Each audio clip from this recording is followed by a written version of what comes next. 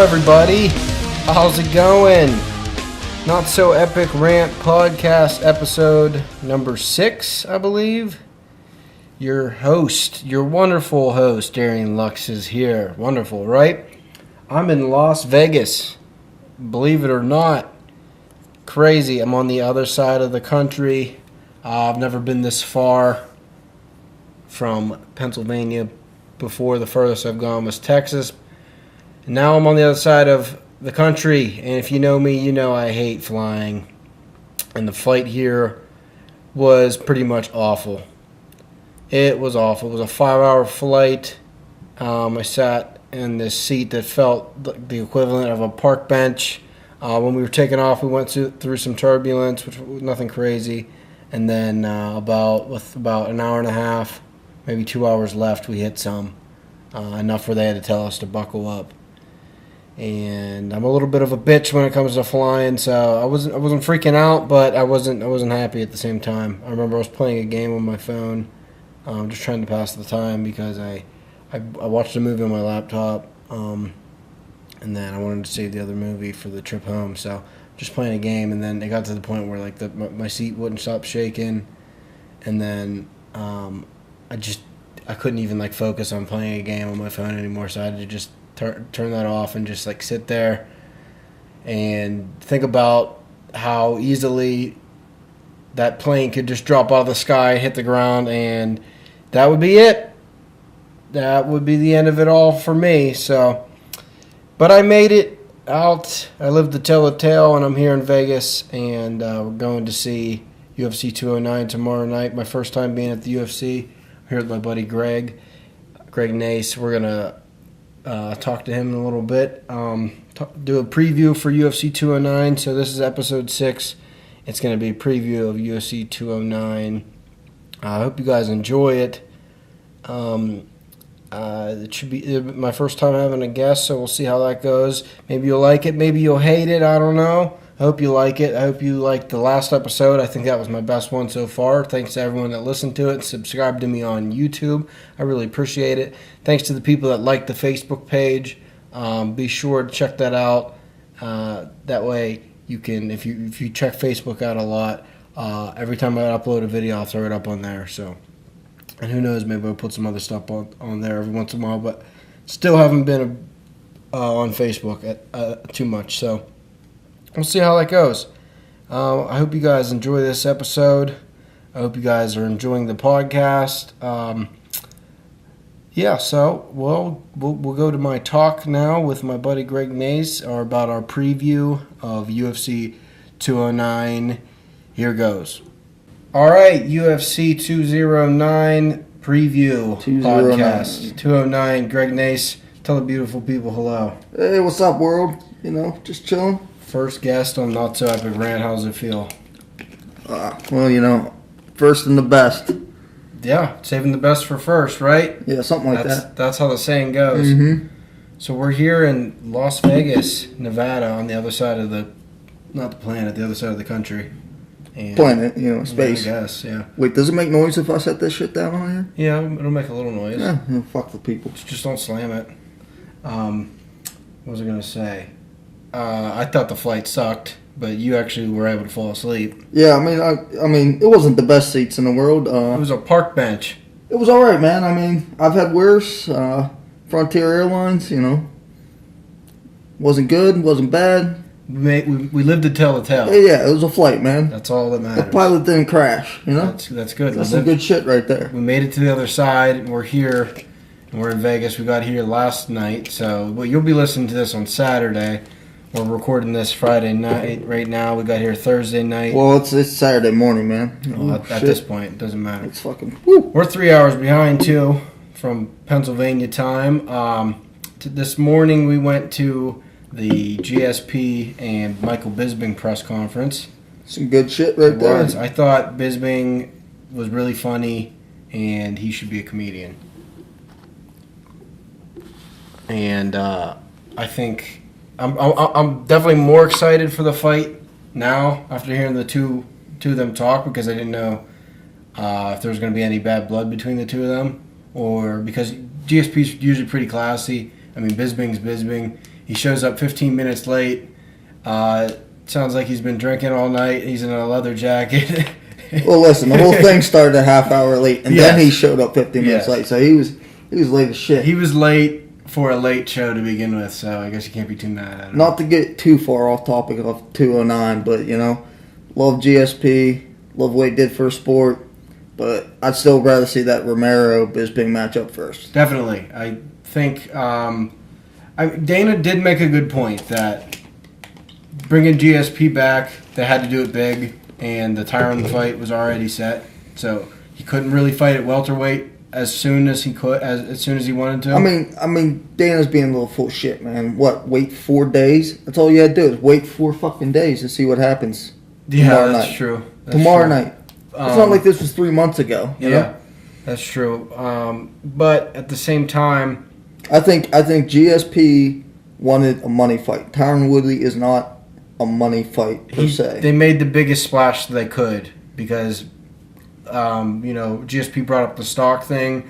Michael Bisping's never been as popular as he is now. He's top 10, even probably top 5 most popular MMA fighters right now. He's an announcer on Fox Sports, guest announcer. So though you get the recognition there, he's not your Conor McGregor or Ronda Rousey where you're out there like everyone knows who they are. Mm-hmm. But if you're an occasional fan, you watch every now and then.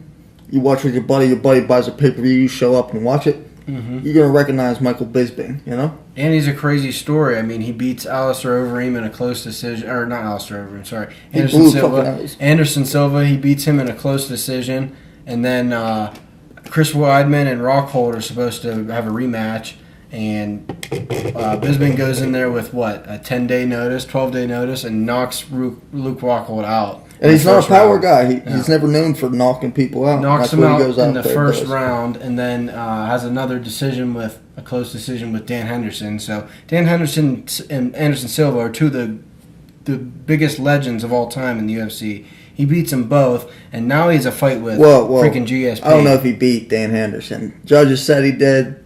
It was definitely close. Dan Henderson definitely laid more damage down. If you want to talk about a draw, Tyron Woodley, Thompson, great fight. That wasn't a draw. Tyron Woodley won that shit. I agree. That was definitely the fight before that. A pay-per-view before that. Hendo, Bisping. That's a fucking draw if you want to draw. That was definitely a lot closer to a draw than the Woodley Thompson fight. I'm glad the Woodley Thompson fight was a draw though because we're getting the rematch for it tomorrow, and I think it's going to be a great fight. They better go out there smashing, man. I think they both are. They both seem pretty fired up. I mean, Woodley's already Woodley, and now Wonder Boy realizes he has to change his game a little bit. So he's been working on strength and conditioning a little more. So I think he's definitely going to fight more aggressively because he didn't fight aggressively at all in the first fight, really. And if he would have, he might have won. He might have actually won because Woodley wasn't able to. Well, Woodley wasn't that aggressive either. Yeah. He was in the corner, Mm-hmm. and mad props to Woodley. That's how you fight a guy like that. That guy has dangerous striking, dangerous range. You can't just go out there in the middle of the octagon and just square up with that dude. Mm-hmm. But you gotta stay back. But to a sense, you gotta fight aggressive, and I think that's why the judges saw what they saw. Mm-hmm. And to that same situation tomorrow night or tonight, I guess. Fuck it. It's still going to be interesting because fucking Woodley, he either has to come out and do his shit, but he's also got to be, still mindful of his first game plan because you can't get too confident. You can't go out there just expect to run this guy over. This guy's got some dangerous striking ability. Mm-hmm. He gets you once, you're on your ass for the rest of the fight. It is definitely a very interesting matchup. I mean, granted, we've already seen it once, but a guy with some of the craziest striking technique in the UFC outside of Dominic Cruz. I mean, he's even more irregular than Dominic Cruz's fighting style.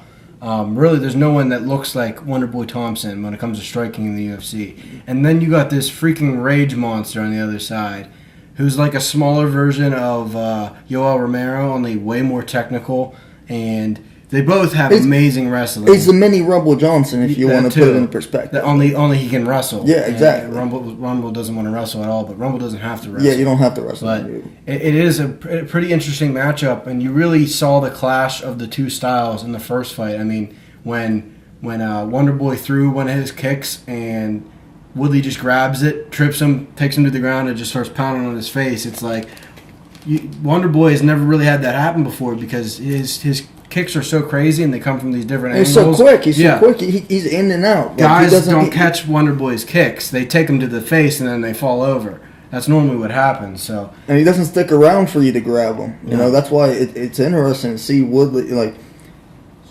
Dean Thompson, or Josh Thompson, as the janitor would say.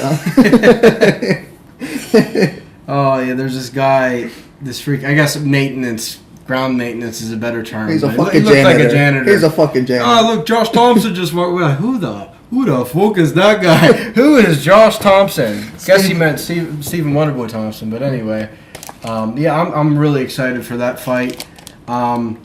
Now that Khabib is no longer fighting because of weight management issues, rest in peace, weight issues, whatever, which we can touch on more on that in a little bit. But I wasn't sure in my mind which fight. I'm definitely more excited for the Woodley fight just because I am a Tyron Woodley fan. But I had a feeling that Khabib Ferguson fight, that was going to be a brawl. That was going to be a scrap. So I was definitely excited for both. I didn't know which one I was more excited for. I was a little bit, I love the idea of the matchup of Ferguson Khabib, but I just felt like both of them were looking past this fight. I felt like both of them just wanted to go in there. Both of them had they had it won for themselves already. Yeah, they both wanted to just get the judge's decision and move on to Conor McGregor. Yeah, I agree. And so I felt there was a chance, and we'll never know at this point. Yeah. That fight might have been boring as shit. Could have been. I could have played out a multitude of ways, definitely, as could any fight. But if it would have lived up to its potential, it could have been one of the greatest fights of all time. I mean, just given the skill sets of the two, you got this Russian freaking bear that just grabs you, throws you to the ground, sits on you, and just starts pounding you in the face. There's nothing you can do about it. Yeah, the shit he does, man. Like, and then it's so hard to get that arm trapped on a mount. Like.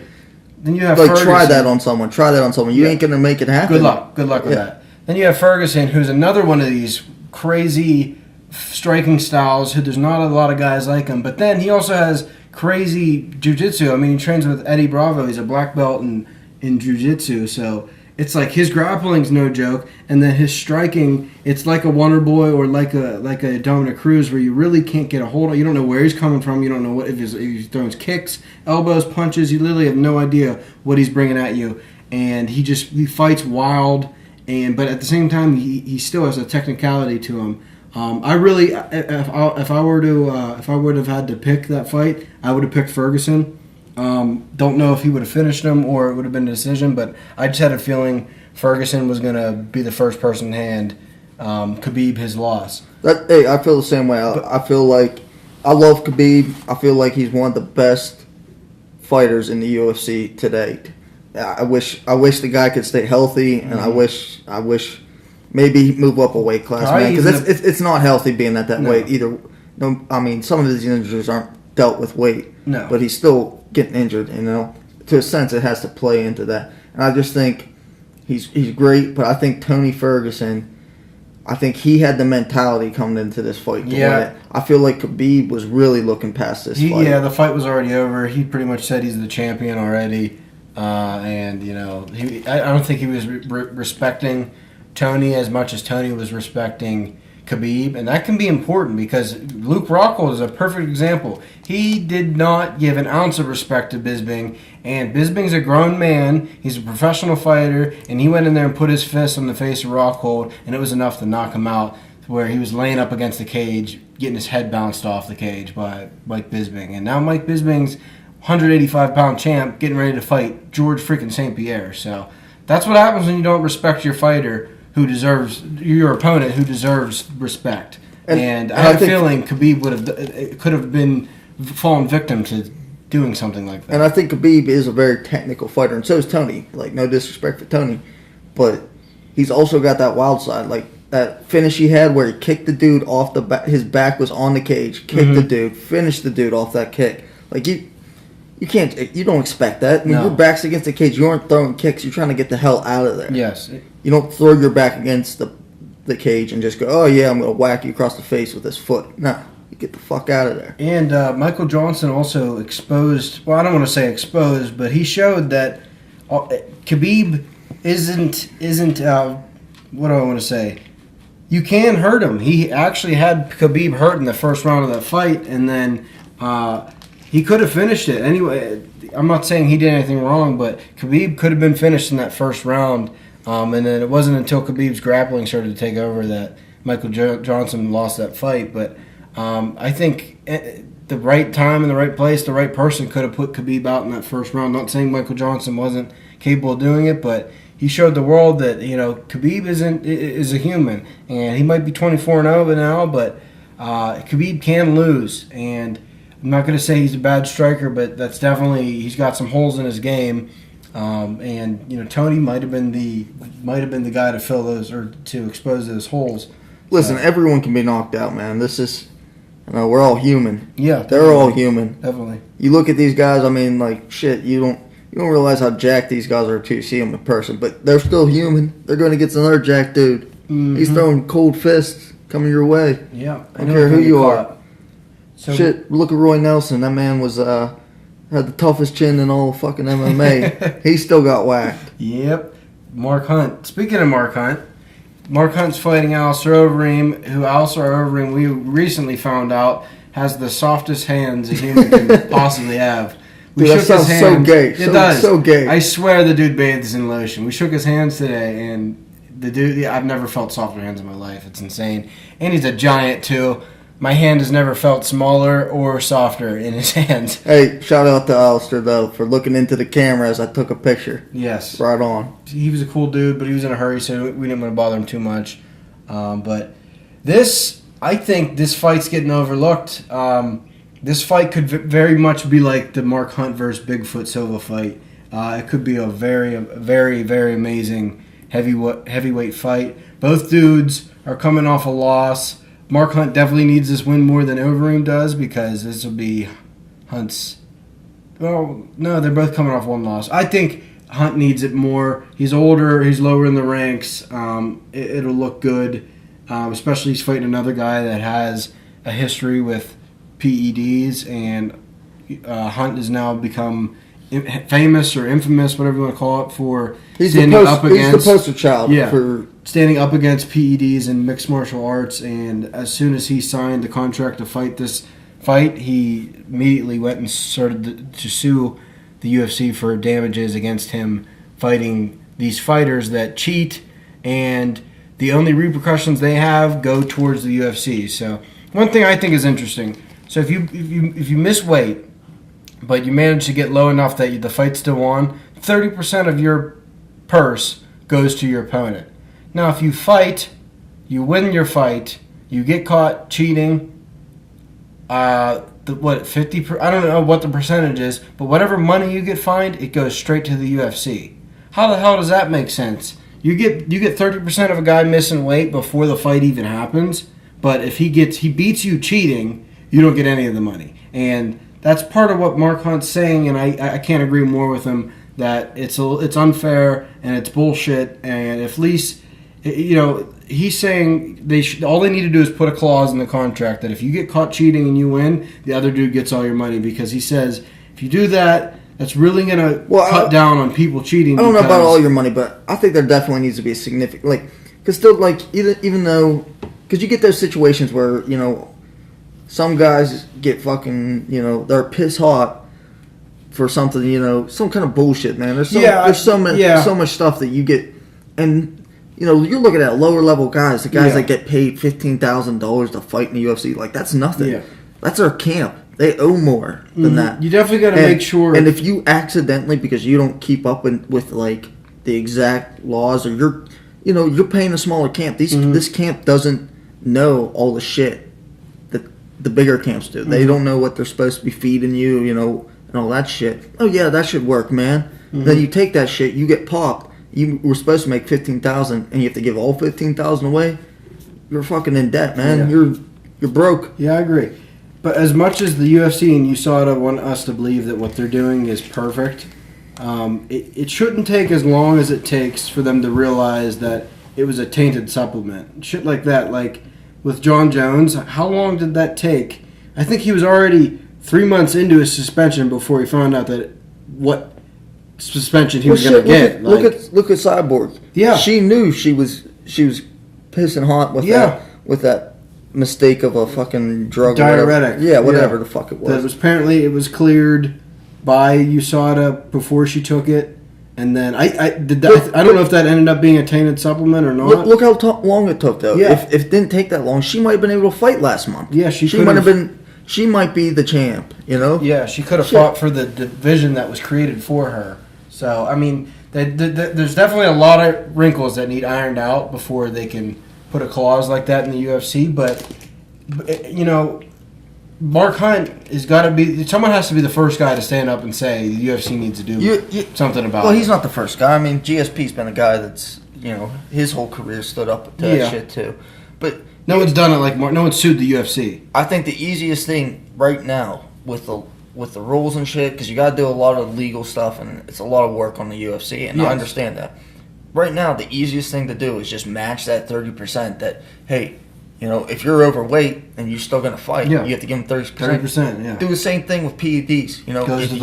If you fucking piss hot right after a fight and you won that fight, you owe not only the winning bonus, you should get the winning bonus and the 30% of your purse to. No, yeah, definitely the winning bonus. Because, I mean, really, if you did something illegal and you ended up winning, you don't deserve that money. You don't get that win. No. It's a draw. Like, if you look back at these people's records, they get a draw. So why the hell they want? Yeah, draw, no contest, but it's essentially the same thing.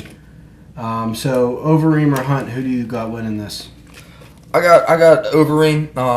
I think he's the more talented fighter. Based off what I saw today, man, he was in the zone. Mm-hmm. So was Mark Hunt. We saw him too. But I feel like Mark Hunt, he's got some other stuff going around. He's getting old. And I feel like his time is limited in the UFC. And I think Alistair is just, that last loss, he's going to come back from it. I think Mark Hunt's at that point where, he's just a star for the UFC. He's not the next champ. I think Alistair Overeem still got that in him. I'd love to see a rematch against him and Stipe Miocic. I thought it was a good fight until he got knocked out. But I mean, I'd still love to see that again. Yeah. And I think he's got this fight tomorrow night. I think this will be the fight of the night. I think they'll go out there brawling. Yeah, it's interesting. I mean, everyone that fights Mark Hunt, the obvious game plan is to go there and take him down to the ground. But it's even with Brock Lesnar, one of the greatest wrestlers in collegiate history in the United States, couldn't just go in there. It took him till midway through the second round to find out how to take this guy down. You can't really take him down. He doesn't go down easily. He's short and stocky, and he's really strong with a great takedown defense. And also, if you get close to him, he's going to hit you. And that's the problem. You can't take too many, no matter who you are, you can't take too many hits from Mark Hunt. And he has that one-punch knockout power. So, I think Mark Hunt's going to win for a couple of reasons. Alistair Overeem has been susceptible to knockouts and TKOs in the past few fights.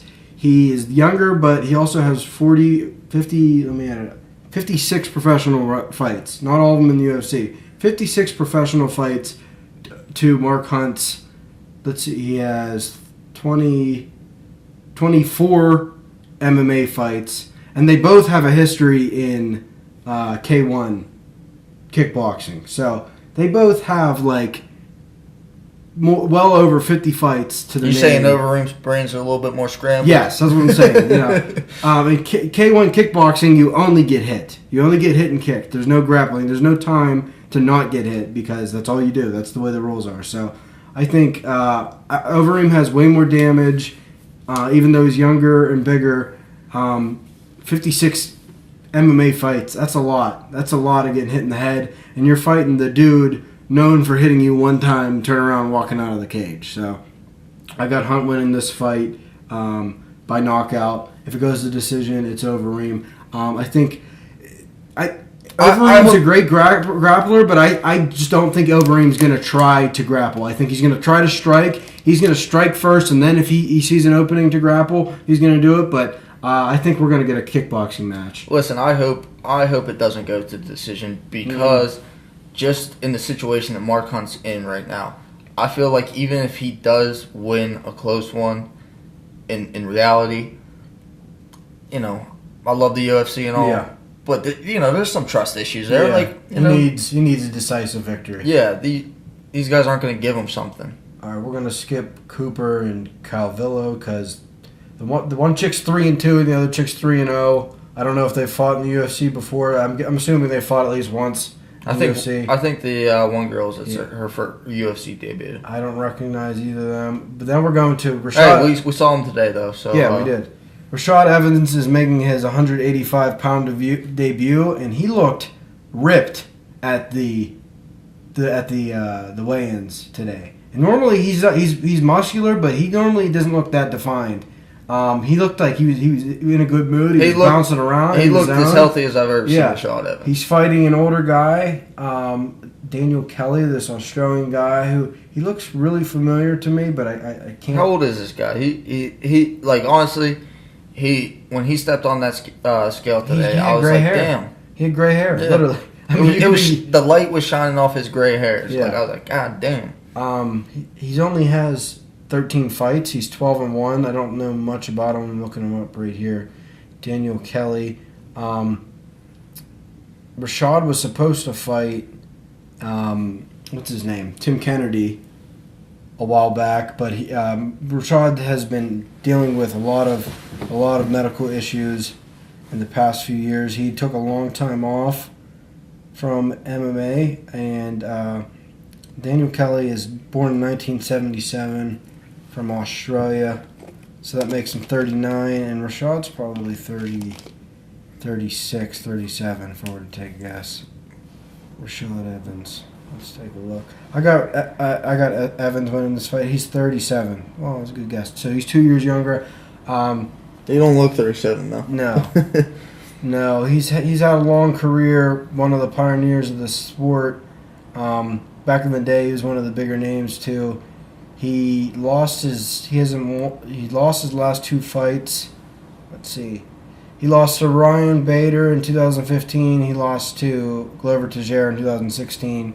Also, he didn't fight from November 2013 to October of 2015, so he took about 2 years off dealing with health and medical injuries, making his 185-pound debut. And really, I didn't think he was going to look good. I thought he was going to look sunken in, but he looked healthy. I thought he looked really healthy. So that should be interesting. I'm taking Rashad Evans in this one too. It's just based solely off of. I think I might have watched this Kelly guy fight once. Yeah. So I don't know him too well. Me too.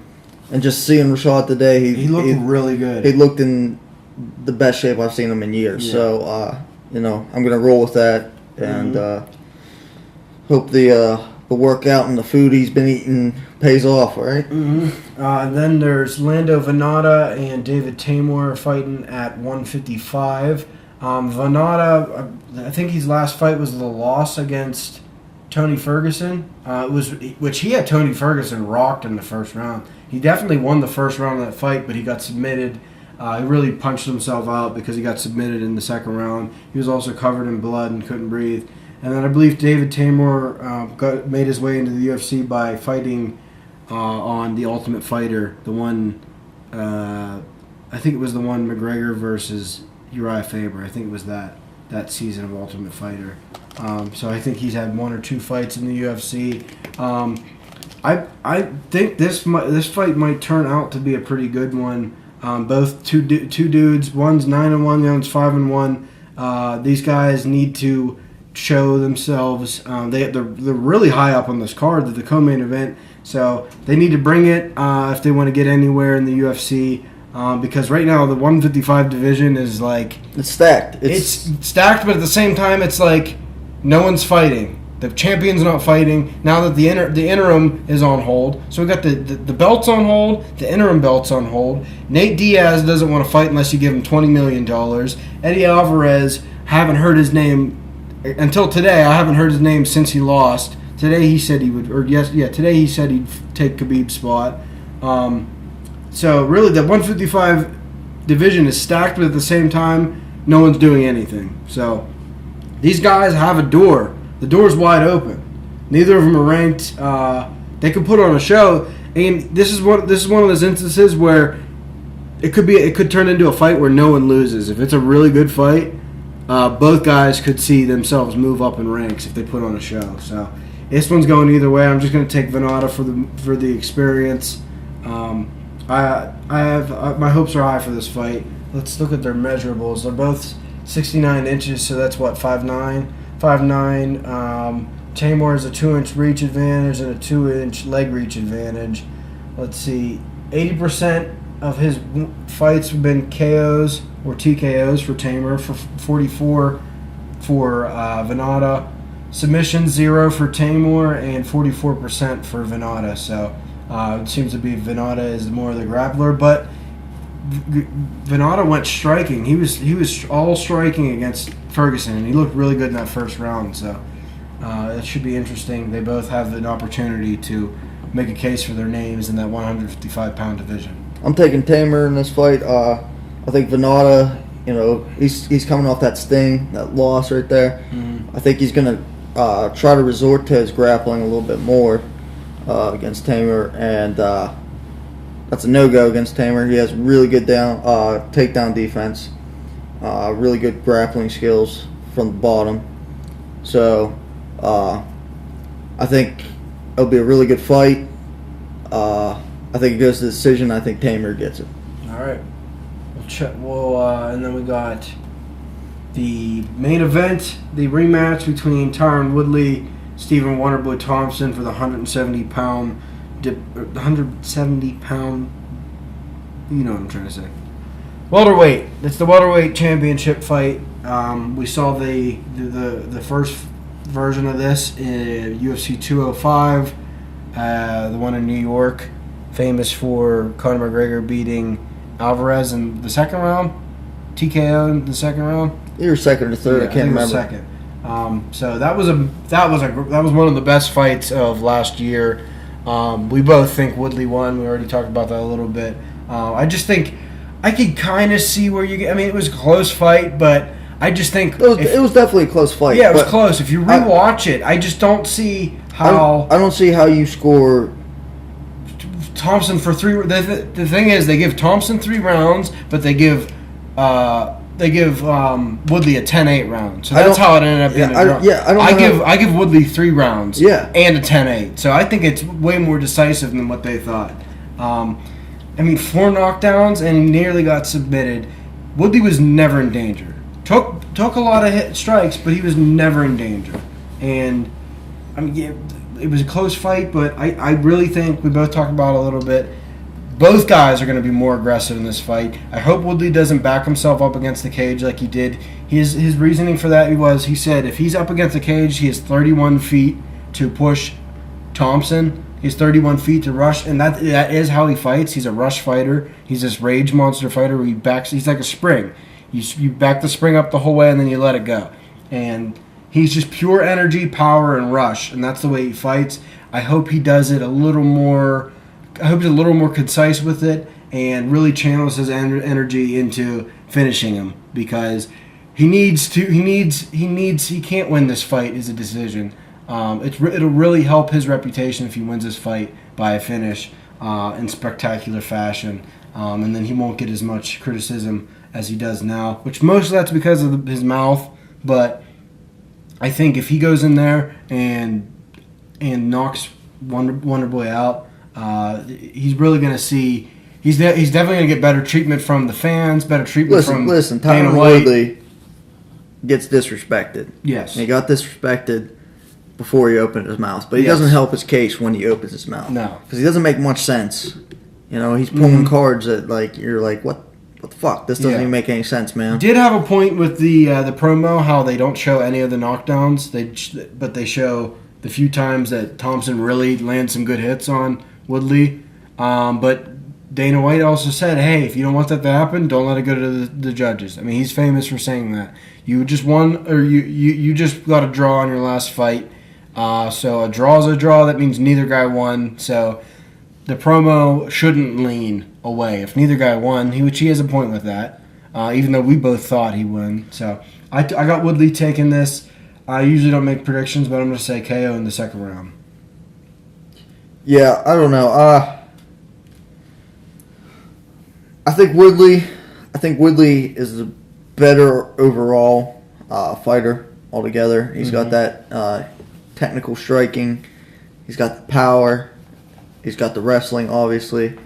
The one thing I worry about is his mentality going into this fight. Mm-hmm.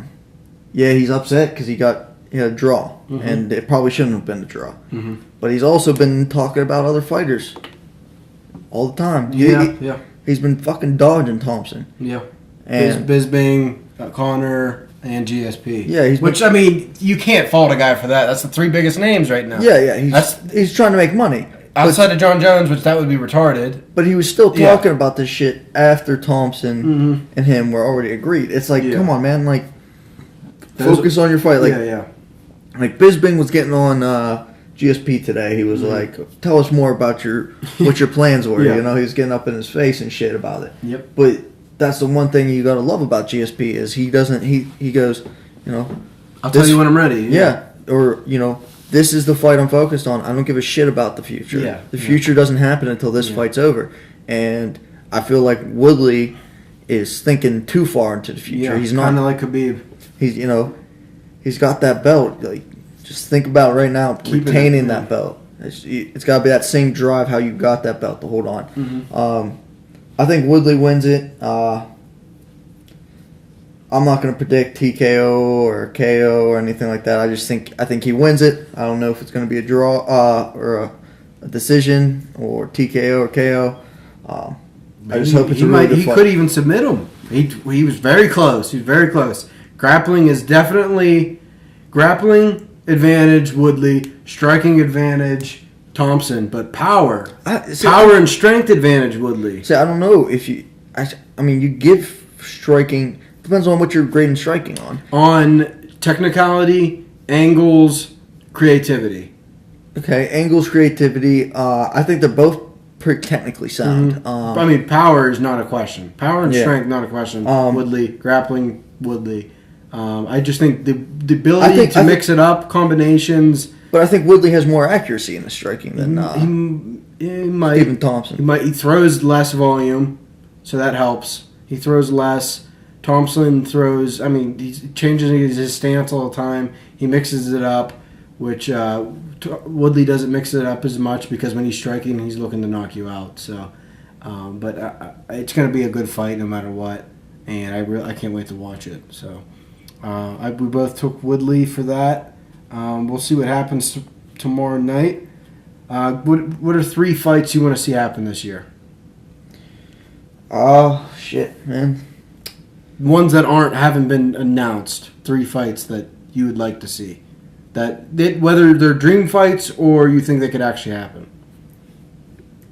I'd love to see Romero and Bisping. Mm-hmm. I love Bisping, but I think Romero gets that one if that does happen. Mm-hmm. Especially if he can do some cardio and hang in there for a little bit. Mm-hmm. He's definitely got the power to end Bisping real quick. But so I want to see that fight. You know what? I'm not going to pick a guy to fight Conor McGregor. Mm-hmm. I just want to see him defend that lightweight belt. Mm-hmm. I don't want to see him move on to something else. I want him to see him defend his freaking belt. Mm-hmm. I love the guy. He's a great fighter. He makes great fights. Fights that you love to watch. Mm-hmm.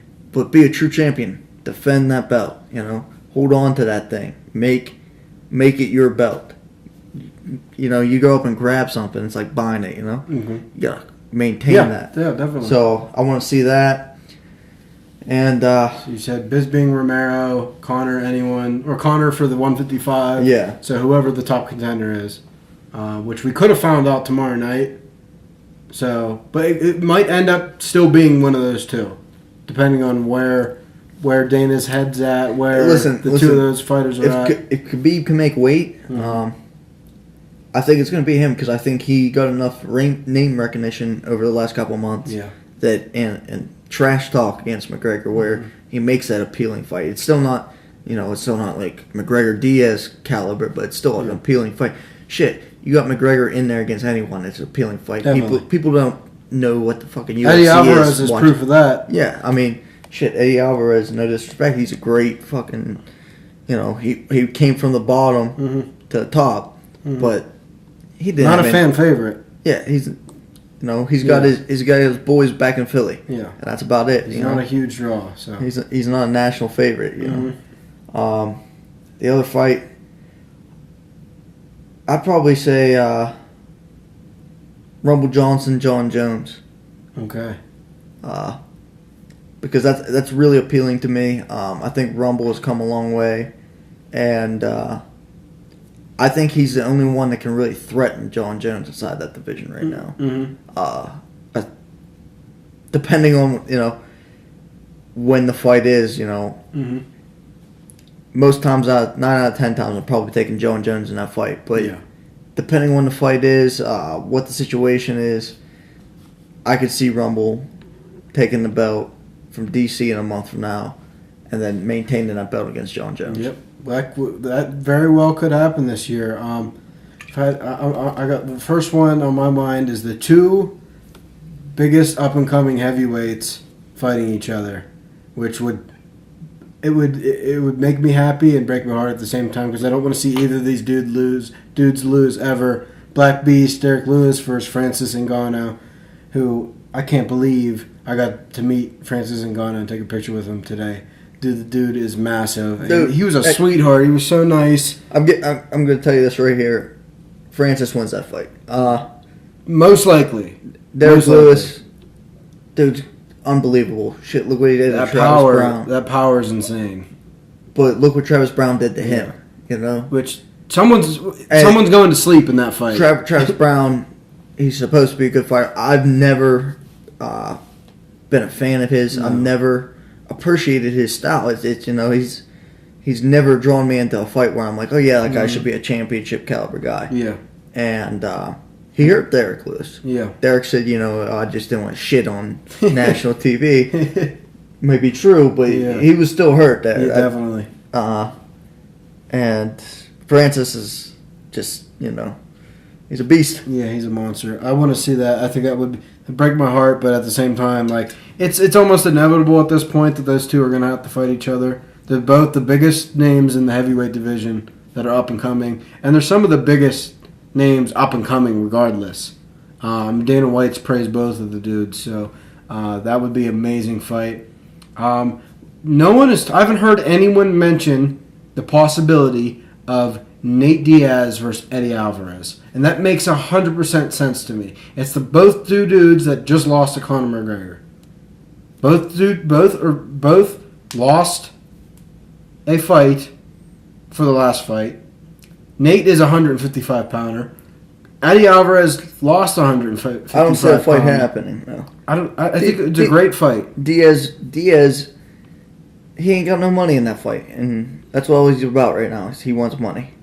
It doesn't matter. I mean, he's not going to get it just handed to him. You can't pay $20 million to fight Eddie Alvarez. No one's paying Nate Diaz $20 million. It's ridiculous. Not happening. No one's going to pay him $20 million. He's not that popular. He's just not. He's popular, very, very popular. One of the bigger names in the UFC. Part of that's because of Conor McGregor, him beating Conor McGregor. Huge part of that. Well, that's what I mean. It comes down to the matchup. You throw him in there against Eddie Alvarez. Once again, Eddie Alvarez, he has his fan base, but he is not. You can't just go out in the street and be like, "Hey, man, you want to watch the Nate Diaz Eddie Alvarez fight?" And people are gonna be like, "Who the fuck's Eddie Alvarez?" I think you'd be surprised. Wait, isn't Nate Diaz the guy that beat McGregor once, yeah, you're going to get that. I think it would be big. I mean, they don't have many options at this point for the year. The year's not looking too good. We don't get John Jones back until June. Who knows what the deal with Conor is. Nick, they can't get Nick to sign for a fight. I mean, it's looking a little better now that they have Bisping versus GSP lined up, but Ronda's out.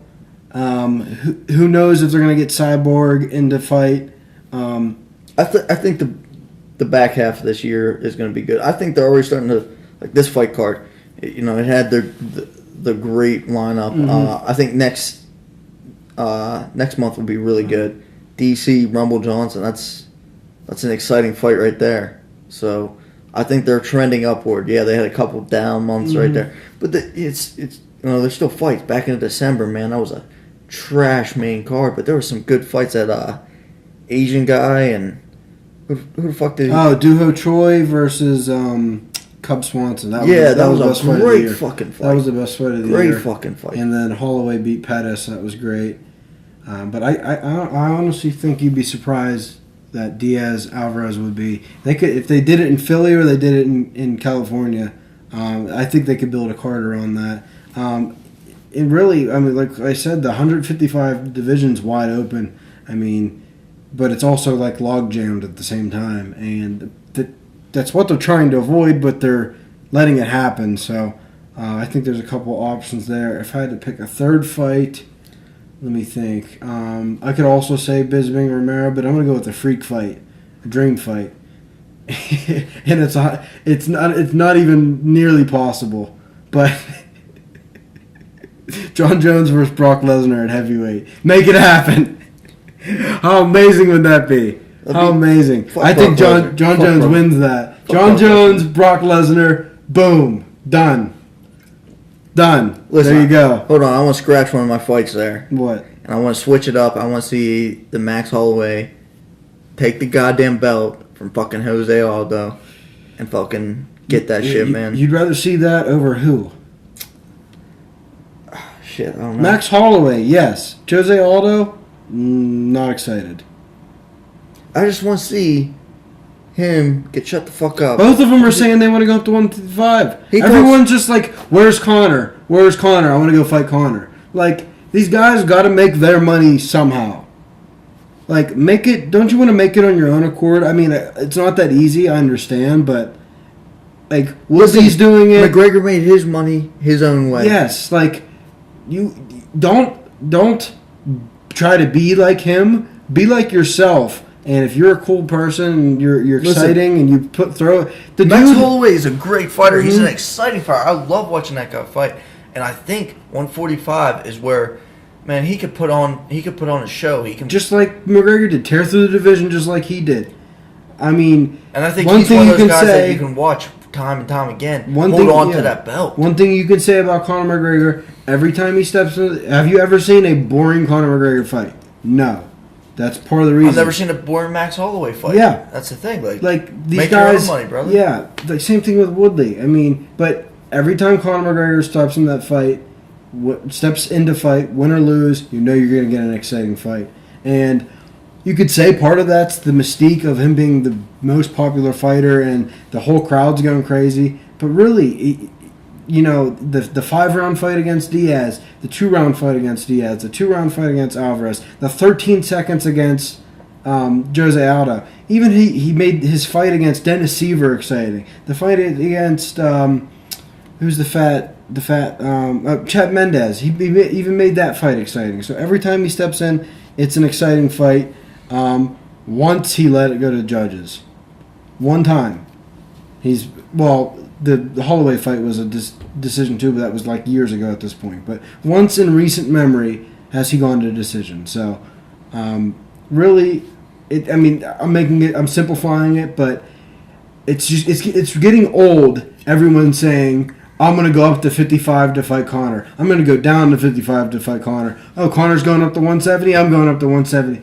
It's like, you guys got to listen. You can't fall back on him. Woodley was the only one that basically said, "Yo, if Conor wants to fight me, he can come get me."